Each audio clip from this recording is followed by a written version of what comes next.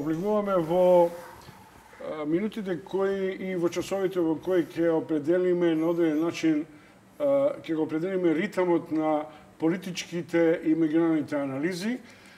Повторно, иако сме мала држава, за себе сме во центарот на вниманието, за светот веројатно сме атрактивни, но сигурно не се прекупирани толку со нас. Меѓутоа, има една работа за која со Дејан Андоновиќ, со нашиот веќе стандарден аналитичар на меѓународните политички односи, денеска не привлече внимание. Прво, Дејане ми се чини дека руската дипломатија како да се пробуди во Македонија после референдумите. Да, се разбуди во стилот референдумот е неважечки, во стилот дека резултатот на референдумот во Македонија е уште една победа на Русија и во стилот дека застанува зад Русија, застанува зад ставот на председателот Иванов, кој нели на Генералното собрание на Обединетите нации побара да се врати процесот во Обединетите нации, а не во билатералните преговори со Атина. Се чини дека Русија си добива малку храна, но ми се чини дека на таа нејзина пенетрација НАТО нема да остане индиферентен. Столтенберг веќе најавува можеби поагресивна политика на евентуален условен прием на Македонија. Меѓутоа се задржува малце на овој триаголник Москва, Белград и Скопје. Зошто? Затоа што Путин имаше средба со токму денеска, да. Со Вучич. Та пред малку заврши.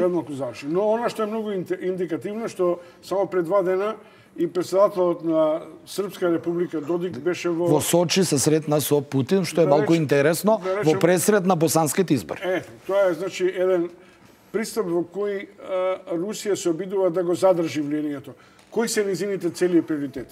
Па приоритетите првин се знаат на Русија, дека ние го коментиравме тоа во студиово, дека руското влијание на Балканот беше на некој начин скриено, но многу е јавно во Босна, преку Република Српска, каде што нели пред 2 недели во посета беше министерот за надворешни работи на Русија Лавров, а во исто време големо влијание има и околу прашањето за Косово. Во Македонија веќе нели западните дипломати предупредува на некакво руско влијание, зашто Русија велеше немате докази, тоа се само предпоставки, ние ништо не направиме јавно. Еве и рускиот амбасадор во своето прво интервју за Спутник по референдумот, откако е наименуван во Скопје, вели дека нема докази дека Русија имала некакво влијание во референдумот во Македонија. Исто така вика, вели, ние не излеговме со никакви јавни изјави во врска со референдумот, за да се толкува како обид да се влијае врз исходот.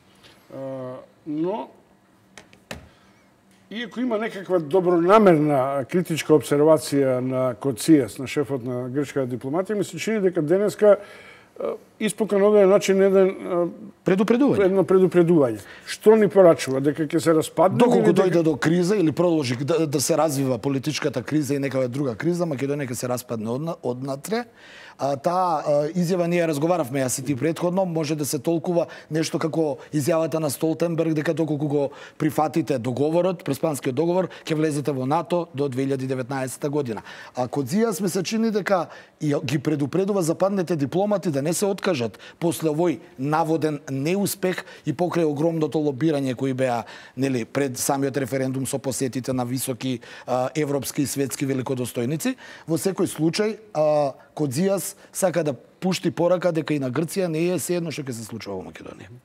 Добро, тоа беше Дејан Андоновиќ, врзан за меѓународните аспекти на македонската криза и особено после реакциите на Москва.